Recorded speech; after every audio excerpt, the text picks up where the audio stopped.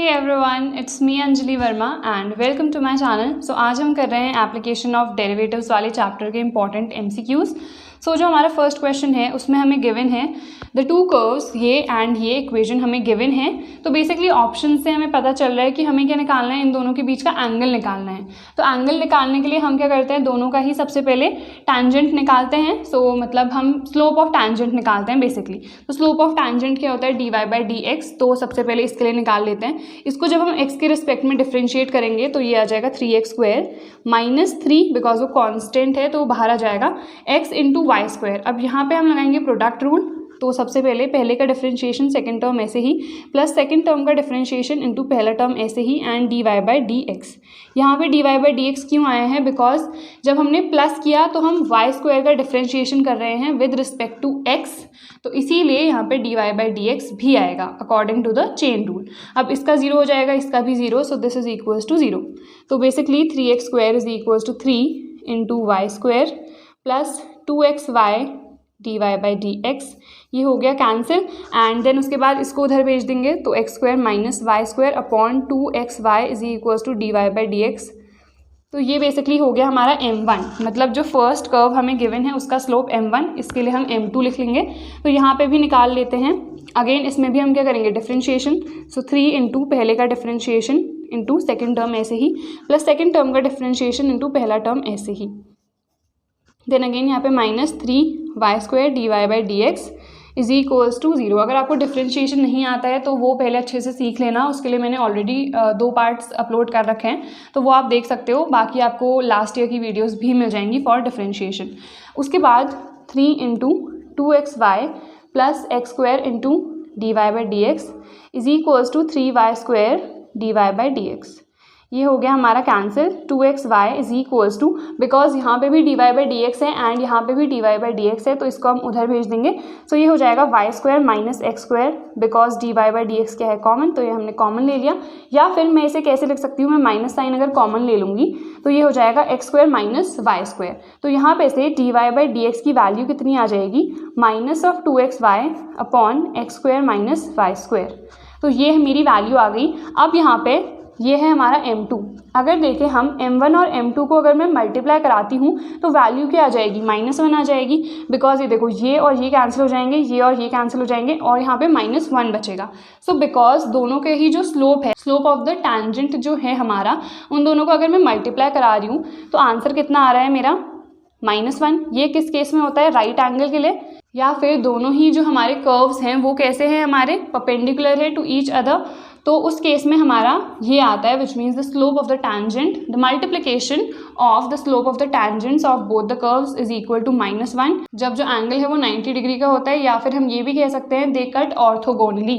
तो अगर ऑप्शन में ऑर्थोगोनली लिखा रहता तो वो ऑप्शन सही होता है। यहाँ पे हम ऑप्शंस देख लेते हैं, तो यहाँ पे कट एट राइट एंगल हमें ऑप्शन में ऑलरेडी गिवन है, विच मीन्स बी ऑप्शन हमारा करेक्ट हो जाएगा। अब जब भी आप कर रहे हो ना तो बहुत फास्ट करना, बिकॉज मैं तो एक्सप्लेन कर रही हूँ तो टाइम डेफिनेटली लगेगा एक्सप्लेन करने में पूरा प्रॉपर, बट आप जब भी कर रहे हो आपकी जो कैलकुलेशन की स्पीड है वो बहुत अच्छी होनी चाहिए। लाइक आपको ये गिवन है तो आपको पता है 3x² देन -3, उसके बाद पहले का डिफरेंशिएशन कर दिया तो 1 ही आएगा, देन y² बचा, देन प्लस इसका डिफरेंशिएशन कर रहे हैं तो 2y और x हम एज इट इज लिखेंगे, बिकॉज हम y² का कर रहे हैं विद रिस्पेक्ट टू x, तो इसीलिए d y by d x भी आएगा। तो ये सारी चीज़ें आपको आनी चाहिए। आपकी कैलकुलेशन जितनी ज़्यादा फास्ट होगी आप उतनी ईजिली जो ये MCQs हैं उन्हें प्रॉपरली कर पाओगे।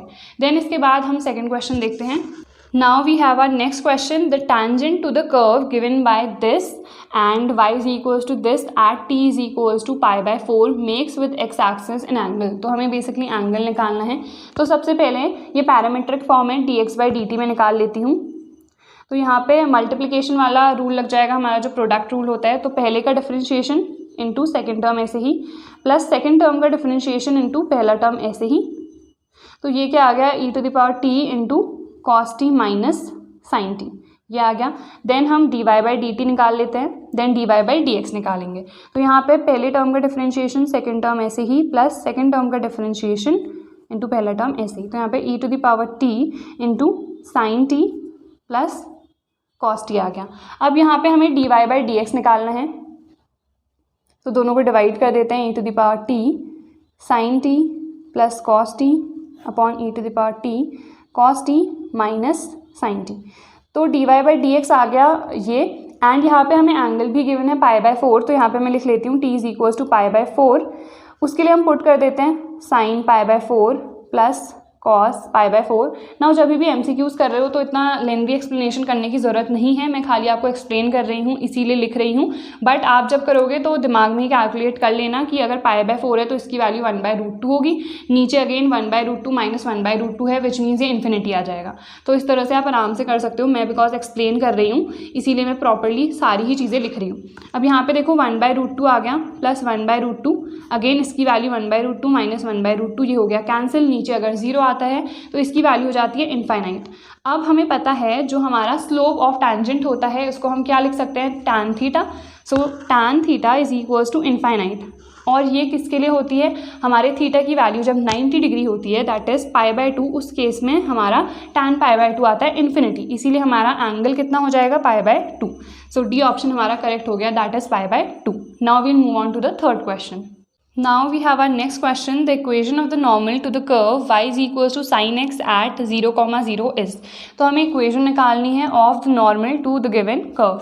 तो यहाँ पे सबसे पहले तो हम स्लोप ऑफ टैंजेंट निकाल लेते हैं, वो कितना हो जाएगा cos x। अब स्लोप ऑफ नॉर्मल क्या होता है, -1/dy/dx, तो कितना आ गया -1/cos x। एंड हमें x की वैल्यू कितनी गिवन है 0, तो कितना हो जाएगा -1/cos 0, cos 0 इज़ 1, तो ये आ गया -1।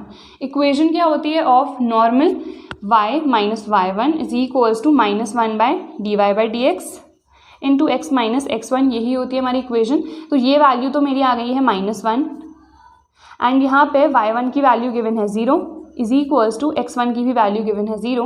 सो y is equals to -x, या फिर इसे हम कह देंगे x plus y is equals to 0। So C option हो जाएगा हमारा correct option. Then we have our fourth question, तो फोर्थ क्वेश्चन लिख लेते हैं। सो यहाँ पे गिवन है the point on the curve y² is equals to x where the tangent makes an angle π/4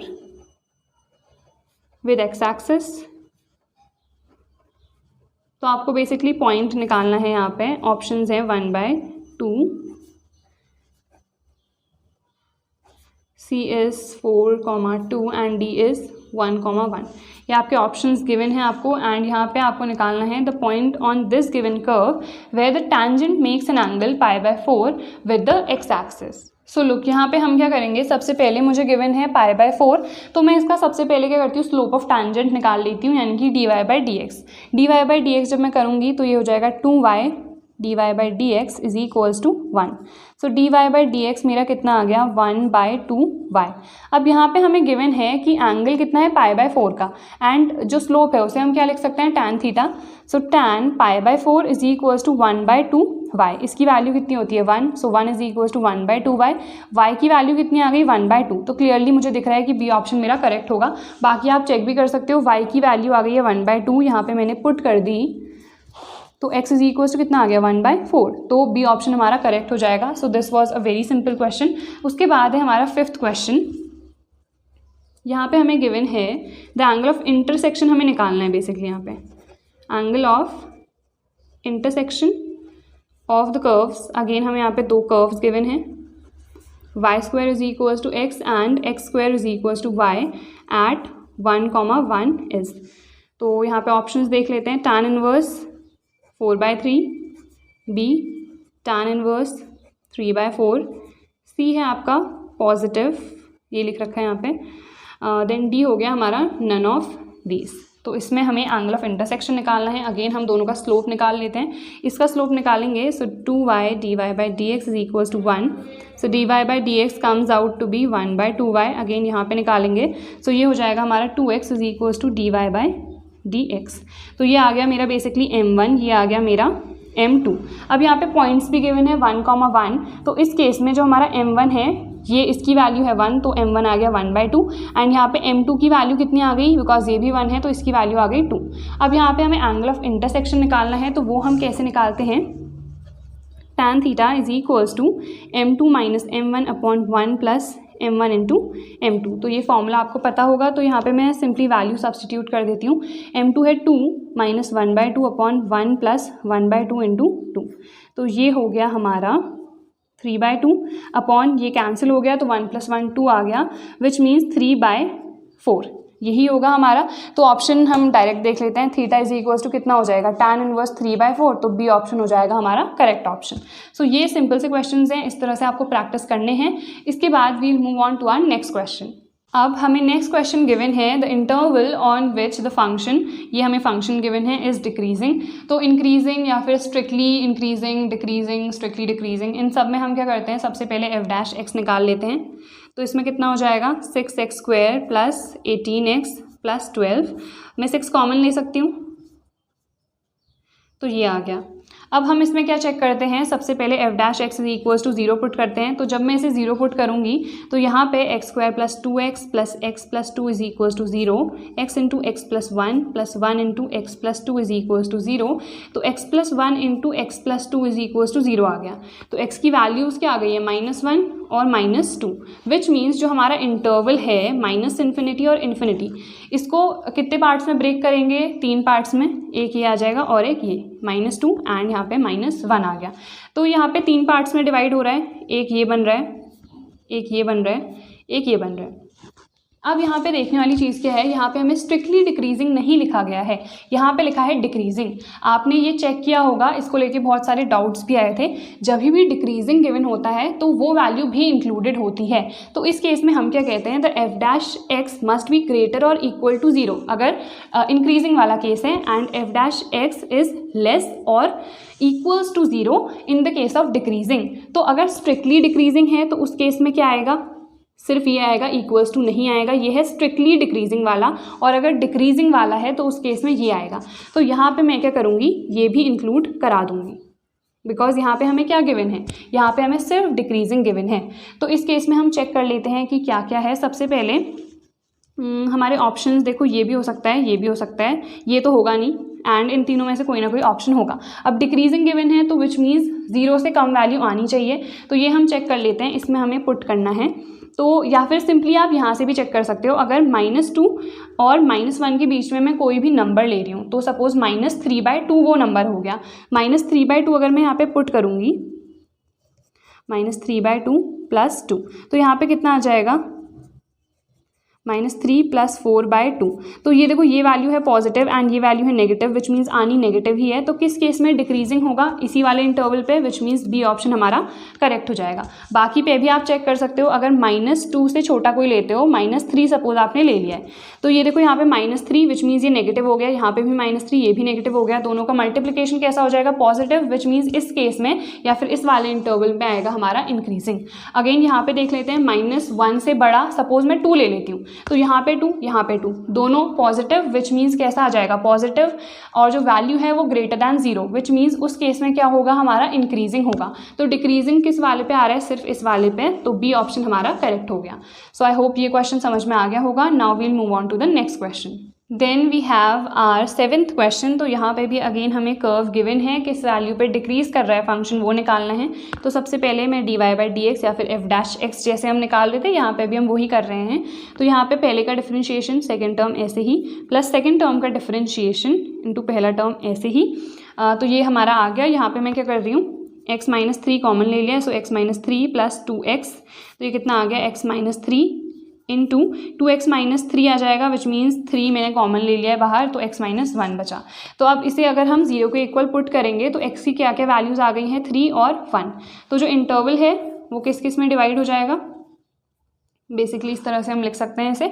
तो अब यहाँ पे 3 इंटरवल्स बने, एक ये वाला, एक ये वाला, एक ये वाला, किस पे डिक्रीज करेगा। तो सपोज मैं इन दोनों के बीच में 2 ले लेती हूँ, 2 मैंने यहाँ पे पुट किया, 2 मैंने यहाँ पे पुट किया, ये वैल्यू आ गई मेरी नेगेटिव, विच मीन्स 1,3। तो ये ऑप्शन मेरा हो जाएगा करेक्ट। क्यों, देखो बीच में मैंने 2 ले लिया है, तो यहाँ पे 2 है, तो 2 - 3 नेगेटिव आया, 2 - 1 पॉजिटिव है, ओवरऑल क्या आएगा, नेगेटिव। डिक्रीजेस पे ही निकालना है, तो ये ऑप्शन मेरा करेक्ट हो गया। यहाँ पे अगर आप लेते हो तो सपोज 0 ले लो, 0 0, तो नेगेटिव नेगेटिव दोनों पॉजिटिव हो गया, इंक्रीज इंक्रीज़ करेगा। यहाँ पे कोई नंबर ले लो 4, तो 4 4 पॉजिटिव वैल्यू आ रही है, विच मीन्स यहाँ पे भी इंक्रीज़ करेगा। तो डिक्रीज़ किस पे कर रहा है, सिर्फ इस वाले इंटरवल पे, तो ए ऑप्शन हमारा करेक्ट हो गया। Now we'll move on to our next question. Then हमारा नेक्स्ट क्वेश्चन है, हमें दो कर्व्स अगेन यहाँ पे गिवन है and it is normal to the other curve, which means दोनों के बीच का एंगल कितना है 90 डिग्री। तो हमें के की वैल्यू निकालनी है। तो सबसे पहले मैं क्या करूँगी, इसका d y by d x निकाल लूँगी, which means tangent, slope of tangent निकाल लूँगी। तो यहाँ पे आ जाएगा 1 plus d y by d x is equals to k constant है तो 0, so d y by d x is equals to -1 आ गया। देन यहाँ पे भी वही करेंगे, so 2y d y by d x is equals to 12, तो ये कितना आ गया मेरा 6/y आ गया। अब दोनों बिकॉज नॉर्मल हैं, मतलब परपेंडिकुलर हैं एक दूसरे के, तो दोनों का जो स्लोप है उसका मल्टीप्लिकेशन कितना आएगा -1, so 6/y into -1 is equals to -1 cancel हो गया। y की वैल्यू कितनी आ गई 6, बिकॉज मेरे y की वैल्यू 6 है, इसमें पुट कर देती हूँ, 6 square is equals to 12x, 36 हो गया। तो यहाँ पे x आ गया मेरा 3, y की वैल्यू 6, x की वैल्यू 3, 6 प्लस 3 कितना हो जाएगा 9, विच मीन्स बी ऑप्शन हो जाएगा मेरा करेक्ट। तो ये बहुत सिंपल से क्वेश्चंस हैं एंड इसमें आपको बिल्कुल ज़्यादा टाइम नहीं लगेगा। So that's all for today's video. I hope इसमें मैंने जितने भी क्वेश्चंस कराए आपके लिए यूजफुल रहे हों। Don't forget to like, share and subscribe to my channel and I will see you guys in the next video.